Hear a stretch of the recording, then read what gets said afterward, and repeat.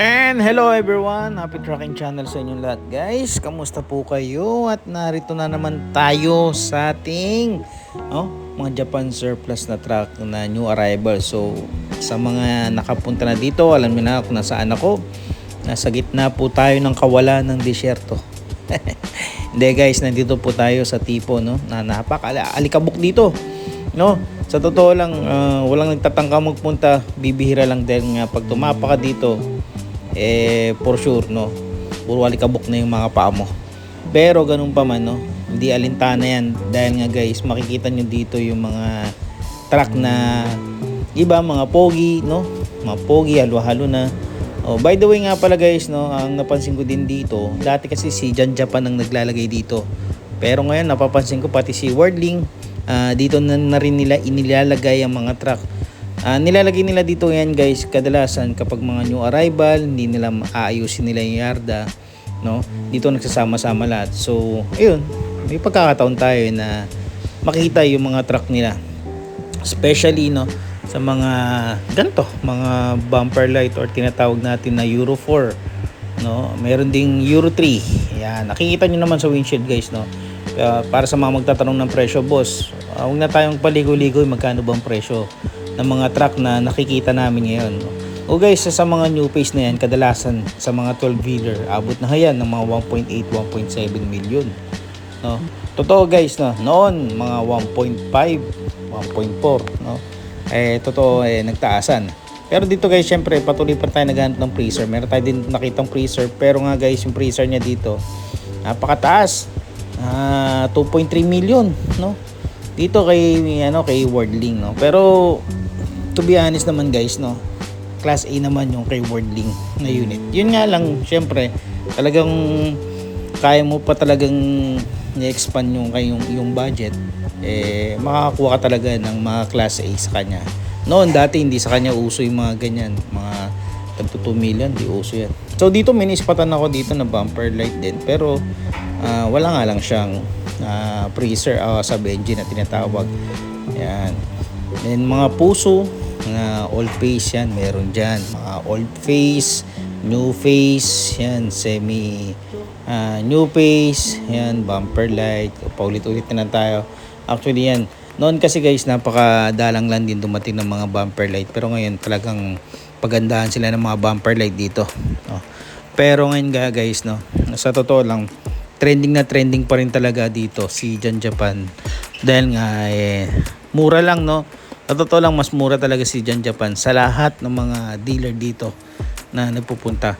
Pero kung magtatanong kayo, bakit ganun pa rin, bakit yung iba hindi pa rin bumibili kay Jan Japan? Kasi guys, hindi kay Jan Japan kasi guys, syempre sa dami ng truck na yan, as is where is lang din sila. Hindi kagaya ng mga ibang yard dito, talagang kayang-kaya naman nila tutukan yung mga truck. At yan, kita nyo guys, napakatindi ng sinag ng araw dito sa gitna ng disyerto, gitna ng papawid. Pero ayan, common na lang din yung mga inyong mga makikita. And then para sa mga gusto mag-financing nga pala dyan guys, yan, sa mga gusto mag-financing, sa gusto mga magsangla ng mga properties, pwede yan sa financing. Pero syempre may mga requirements nga po pala yan guys, kailangan pa rin na meron kayong business permit, 2 to 3 months bank statement. Yan, isa yan sa mga hinahanap ni bangko, dahil nga lalo sa mga first timer na nahihirapan. Sa totoo lang guys, mahirap po talaga mga first timer na ma-approve, So kailangan talaga guys merong naka-intact na milyones diyan sa bangko nyo para talaga maka-approve kayo, kasi tinitignan din nila yan. So syempre pagkatapos natin dyan ay nagpunta muna tayo dito sa Lima Trucking guys. Yan, meron dito mga unit din na mga new arrival, yan nakikita nyo naman nasa kanan pa, pero kadalasan ang iba dito yun, nakikita nyo puro sold ngayon guys. Yan. Kaya kung mabilis ka mamili ng truck, talagang mapapasayo yung mga new arrival na truck.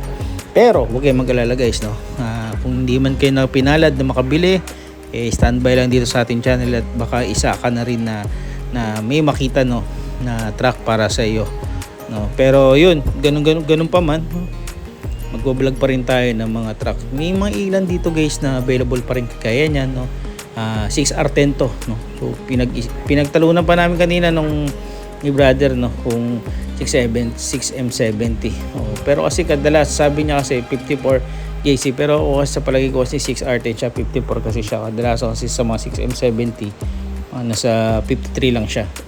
Then yun, meron din dito mga 12-wheeler na bumper light, no? Napakabira na lang makakita dito ng mga inline, pero guys, yung sa mga inline na naghahanap, magsabi lang kayo guys kung gusto nyo mag-send tayo ng mga inline, no? Magpapalabas tayo ng mga inline na engine at mga hino, ayan, halo-halo pa yan guys. Sa mga katanungan dyan, mga ka-happy tracking dyan, no, huwag nyo kalimutan na i-message po tayo sa Facebook page Messenger para mas detalyado ang ating mga maisagot sa inyo, no. So happy tracking channel yun po yun, at meron din po tayong mga contact number na inilalagay. Kaya naman guys, no, maraming salamat sa panonood nyo. Meron din talaga tayong hinahanap ng mga truck sa mga pasabay dyan na naghahanap, standby lang po, no. So PM na lang, sisend ko na lang sa inyo mga picture, and sa mga gusto pa magpahanap guys, yan, stay tuned na sa ating channel. Ngayon lang guys, happy tracking channel everyone. Thank you, bye bye, and God bless. And by the way nga pala guys, no, karagdagan lang pala, no, sa marami pa rin din palang nagpapahanap din dyan mga heavy equipments, pwede din po tayo magpunta. So ayun lang guys, final na po ito. Happy tracking channel everyone. Thank you, mag-ingat kayo. Bye bye and God bless.